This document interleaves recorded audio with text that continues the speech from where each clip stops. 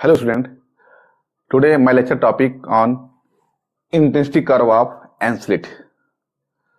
All of you know, in the previous lecture I have derived the relation of intensity at a point P on a screen is given by I is equal to I naught sine square beta upon a beta square and sine square n gamma is equal to sine square gamma. And all of you know that beta is equal to pi by lambda b sine theta and gamma is equal to pi by lambda d sine theta, where d is equal to a plus b. All of you know very well, this closed portion is a and open portion is known as a b. The total distance from here to here is known as d. All of you know very well. And also you know that the spectrum of this curve, because this one is due to the diffraction and this one is the interference. And all of you know that the first term of the intensity like that, which I have already discussed in a single slit, like that. This is portion is a sine square beta upon a beta square versus beta. Okay. Now, what about the nature of this portion, which is known as the interference term? First, you will find the maximum minima like that. Now, first we'll find the maxima condition. Maxima, here you know that here when gamma is equal to n pi, it means that when gamma is equal to n pi, both are the 0. We will take the limit gamma is equal to n pi. You will see that here is the n gamma and divided by sine gamma. Limit, take the derivative both upper and lower portion. The limit gamma is equal to n pi is equal to n cos n gamma divided by cos gamma, and you know that the value is equal to n when you will take the square. Now the intensity is known as I naught sine square beta, beta square is n square. This is known as a principal maxima. This was known as a principal maxima. And when gamma is equal to n pi, the condition is this one. You will see that pi lambda d sine theta is equal to n pi cancel out. You will get the relation sine theta is equal to n lambda, where d is equal to a plus b sine theta is equal to n lambda. This condition you will get at principal maxima, like that. Okay. Now question is that, suppose that the n order is 0, you will get the theta is equal to 0. When theta is equal to 0, it means that gamma and beta both are 0. Gamma is also 0 and beta is also 0. It means that when beta is equal to 0, this term goes to 1. This will be goes to 1. And gamma is equal to 0, you know very well, the value is n square. Now the intensity as theta is equal to 0 is I naught n square. This is known as a central principal maxima. This is known as a central principal maxima. this is known as. It means that other value of the gamma like that plus minus 1, plus minus 2 and plus minus 3 so on is known as a first, second, third so on principal maxima and gamma is equal to 0. It means that you will get the central principal maxima. It means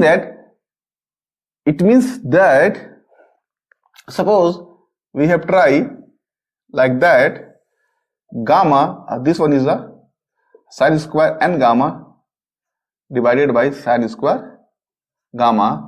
It means that you can see here at theta gamma is equal to 0, you will get some peak here which is known as a central principal maxima. And all of you know very well when gamma is equal to plus minus 1, suppose you will here and you will here and also here, because of symmetric nature of the peak. Now we will see that because this term is known as the interference term, it means that the intensity of the principal maxima should be always constant, like that, here, like that,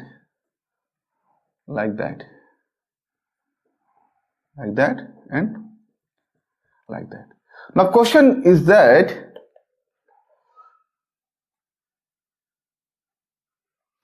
what is the value of minima? Because you know that the value of the principal maxima. Now in the next we will find the value of minima. Now the value of minima is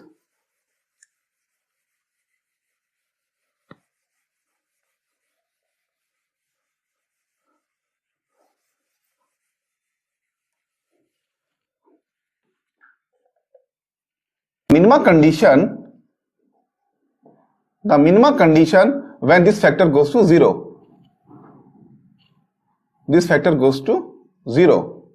Now it means that sine n gamma goes to 0, but sine gamma is equal to not 0. When this portion is 0, n gamma is equal to p pi, p any number 1, 2, 3 like that, and gamma is equal to p upon n pi. It means that here you will see that when p is equal to n, at that condition you will get the maxima condition. It means that p is equal to not n pi. So for the minima, p should be n minus 1. At this condition you will get the minima. Here at that condition you will get the minima. And in this condition, you know that this relation and pi by lambda d sine theta is equal to here p by n pi, and you can write like that, pi cancel out, and a plus b sine theta is equal to p lambda. This is condition for minima, and all of you know that in case of the maxima it will be equal to pb sine theta is equal to n lambda. In case of the maxima, this relation you will get. In case of maxima, here you will get the minima, and is equal to 4. You will get the minima is 3. Now it means that here 1 minima, 2 minima and 3 minima. Okay, fine. It means that here when you plot the peak like that, here peak, and also plot the peak here, and also any two principal maxima have a 3 minima, like that. Now here and also here, like that. Here also same thing happening. This is like that. 1, 2, 3. this peak like that, 1, 1, 2, 3, like that here. Okay, fine. Now question is that what will happen here in between, like that, because a spectrum is incomplete. What will happen here between the two minima? Between two minima, what will happen? It means that something is here, something is a maximum peak. Here, something maximum peak like that, some values. It can be more than this value. It can be also less than this value, and it can be equal to this principal maxima. We will check later on. But problem is that it means that the spectrum can be complete when between the two minima have some maxima. This maxima is known as a secondary maxima. This is a secondary maxima, and the value of, what the value of the maxima? Here you can see that here when p is equal to n, you will get the principal maxima like that. When p is equal to n minus 1, you will get a minima. You can see here like that, like that. And when now the maxima when between the two minima is equal to n minus 2. This n minus 2 will give the secondary maxima. It means that n is equal to 4 is n minus 1 is the number of the minima, and n minus 2 is the number of secondary maxima is equal to 2. It means that here 2 peak like that, here like that, like that, like that. Just a 2 peak like that. It means, okay, fine. Now question is that what about the intensity of these secondary maxima? Now we will check what is the intensity of secondary maxima.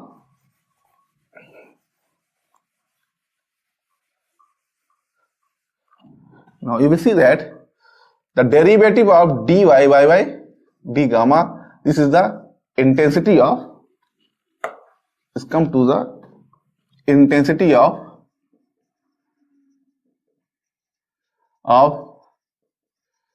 secondary maxima. If derivative di by d gamma is equal to 0, now here gamma is a variable, so this factor is not much more important. Here you will see that dy by d gamma is, this factor is very important, is n gamma divided by sine square gamma is equal to 0. And you can see that here the derivative is, first you will take the derivative, this one is 2 sine n gamma is equal to n cos n gamma divided by sine square gamma is minus sine square n gamma is here like that. Now 2 cos gamma divided by sine cube gamma is equal to 0. Now you can write this relation, 2n sine n gamma is cos n gamma divided by sine square gamma is equal to 2 sine square n gamma is cos gamma divided by sine cube gamma. Now it will cancel out like that, and also 2 is also cancel out, this portion is also cancel out. We can write that n cos n gamma divided by sine n gamma is equal to cos gamma divided by sine gamma. Also we can write like that, 1 by n is 10 n gamma is a 10 gamma. Now 10 n gamma is equal to n 10 gamma. You will find this relation. Now you will get this relation. Now you can see here Suppose that we will use some trigonometry like that. Suppose that here have a trigonometry, this angle is a n gamma. Now the value of, suppose here this value is a like that, here will be n tan gamma, this one is 1, we can write that this value is equal to 1 plus n square is gamma. We can write because of this relation. We can plot like that. Now from this equation, we will write the sine n gamma is equal to n tan gamma divided by 1 square plus 1 square tan square gamma. Okay.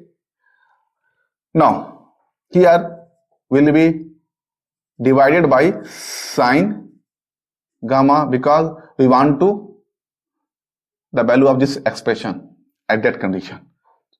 When we will find this value, we know that the intensity of the secondary maxima. Now the n is equal to, here like that, we can write that cos gamma is 1 square n square tan square gamma.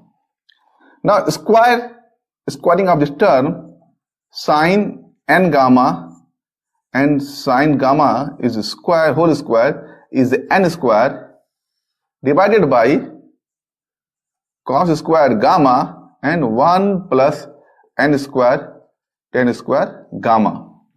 Like that, now you will see the final answer is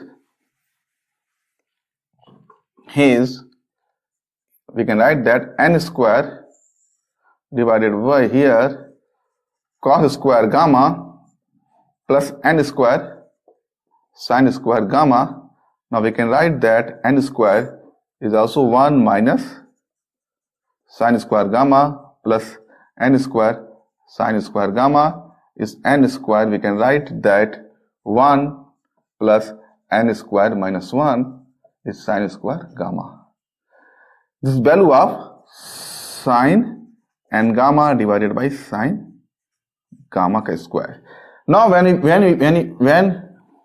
you know the value of this factor, now we will put this value of this factor in this equation. We will find the intensity of the secondary maxima.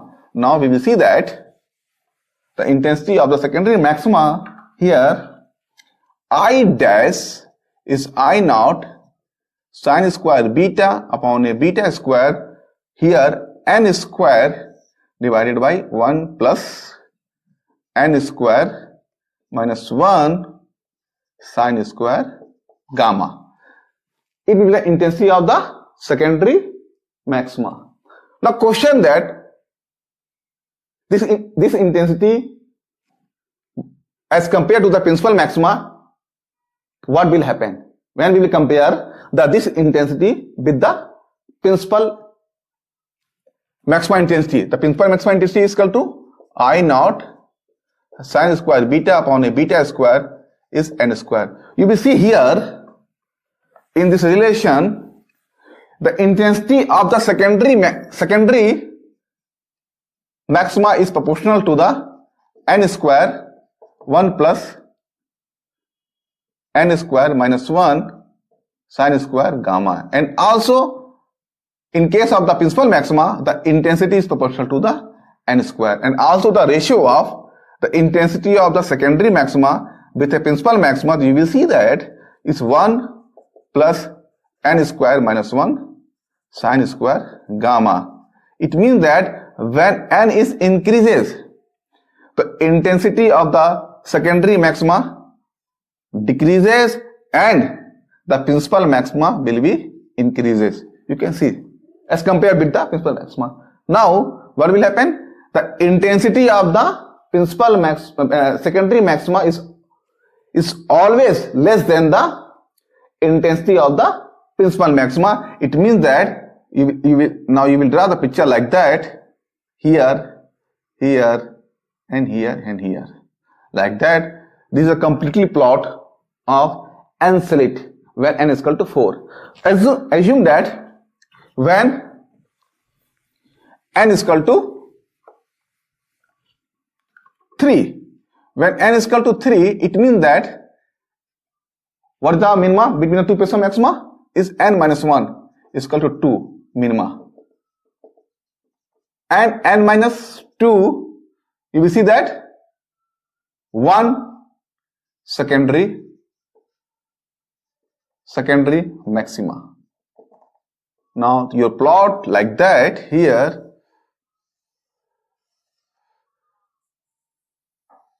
like that, this is the principal maxima and the two minima, 1 and 2, this is again principal maxima, because this is the interference, the intensity of the principal maxima is always equal to each other, and between two principal maxima, or you can say that between two minima have a n minus 2 secondary maxima here 1, we can plot like that. You know that the intensity is always less than like that here, like that.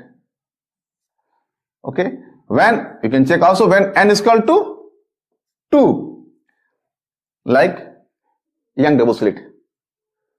In case of the Young double slit, it n minus 1, it means 1 minima, and the secondary n minus 2 is equal to 0. There no secondary maxima. Secondary maxima, it means that your plot is like that. Here will be a principal maxima is 1 minima, like that, here like that.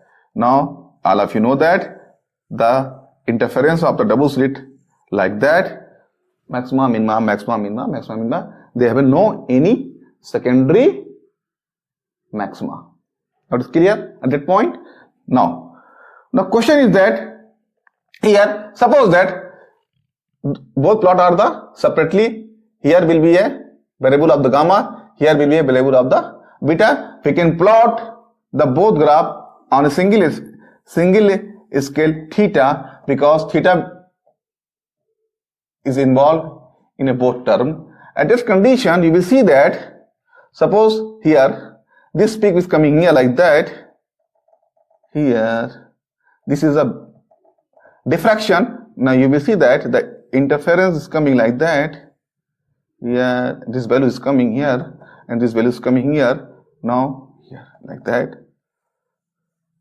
Here you can see that this is a final intensity of the n slit at n is equal to 4, and also here we will draw a roughly idea. In detail we will discuss later on in the we will discuss in a previously next lecture. Now at n is equal to 4, we will draw a roughly idea. You can see that here the diffraction pattern work as an envelope, okay, of interference fringes. Here the diffraction is minima, here diffraction is minima, so this fringes is not appear as in a resultant plot of n slit when n is equal to 4. Here we will draw as a roughly, but we will discuss in a detail in coming video lecture. Okay, now question is that what is the width? What is the width of principal maxima? What is the width? Now width of principal maxima. All of you know that here, suppose that here will be a peak of principal maxima like that. Forget about the secondary maxima.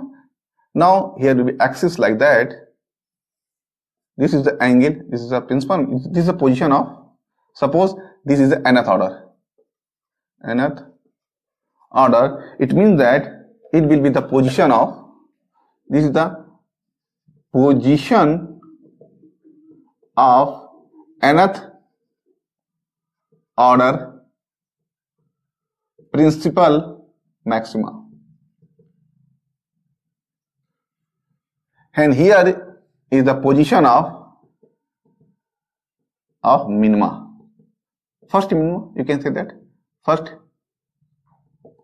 Minima is also the position of first minima. Now when you plot here, all of you know that this will suppose this will the angle, this one is the theta n, and all of you know that here this will be, here also a angle, here will be also angle, and this one is value is d theta n, and also this one is the d theta n. It means that here the value is coming here, and here the value of the minima is equal to theta n plus d theta n, and here d theta n minus d theta n. At this position you will get the minima, and d and theta n you will get the secondary principal of the nth principal maxima. So all of you know that the condition for the principal maxima is a plus b sin theta is equal to n lambda. It is n theta n, because you know that at these values you will get the order of principal maxima. This is the equation 1. Now what about the minima is, all of you know that a plus b sin d theta n plus minus d theta n is equal to p by p into lambda. We can write that a plus b sin theta n plus minus d theta n is equal to p by n lambda. Okay, and also you can see that here p is equal to n lambda is never, when p is equal to n lambda you will get the principal maxima of nth order. It means that p is equal to n lambda plus minus 1. It means plus 1 this one values, minus 1 this one values. So we can write that a plus b sin theta n plus minus d theta n. You will write the relation n plus minus 1 n lambda. It means that a plus b sin theta n cos d theta n plus minus cos theta n, cos theta n, and sin d theta n is equal to, here with the common a plus b, here you can write that n plus minus 1 n into lambda, like that. Now again, here will be the relation of n lambda, is equation 1. Now you will see that when d theta is very small in this condition, you will see that this one cos d theta n is goes to 1, and sin d theta n is equal to d theta n. Now again you will write the expression like that, is sin theta n plus minus cos theta n is equal to d theta n is equal to n plus minus 1 by n into lambda. Okay, now you can see here the expression a plus b, here equation 1 and equation 2. Now you will see the equation 1 and equation 2. Here let this equation number 2. Now divide 2 divided by 1. Here this will cancel out. You can write that 1 plus minus cot theta n d theta n is equal to n plus minus 1 is n. Here also lambda is cancel out, is 1 by n. Now you will write the relation like that, is 1, this one is cot, not cos, cot is 1 plus minus 1 is cot theta n d n is equal to 1 plus minus 1 upon a n lambda, like that. It will cancel out. D theta n is 1 minus n is cot theta n, and also we can write that this one is the tan theta n is n, this one. This is the angular width of principal maxima. and also we can say that he has half angular width of principal maxima, and when you multiply by 2, here 2 theta n, you will get the full angular width of principal maxima. The final answer is 2 theta d theta n divided by n. And also you know that n is the order, and capital N is the number of the slit, and theta n is the position of the principal maxima. And also we can write this relation. You know that the value of principal maxima, here we can write that a plus b sine theta is divided by lambda. When you put the value here, now 2 theta n is equal to 2 tan theta n divided by a plus b sine theta divided by lambda is n. We can write that 2 lambda tan theta n is n a plus b sine theta. Sine theta is like that, is 2 theta n is equal to like that, here n. You can add n because we will use the principal maxima of the nth order. Like that, this will be the final expression for the angular width of nth order. Now we will stop here, and next lecture we will discuss the plane transmission getting and also discuss the nature of this width. Okay, thank you.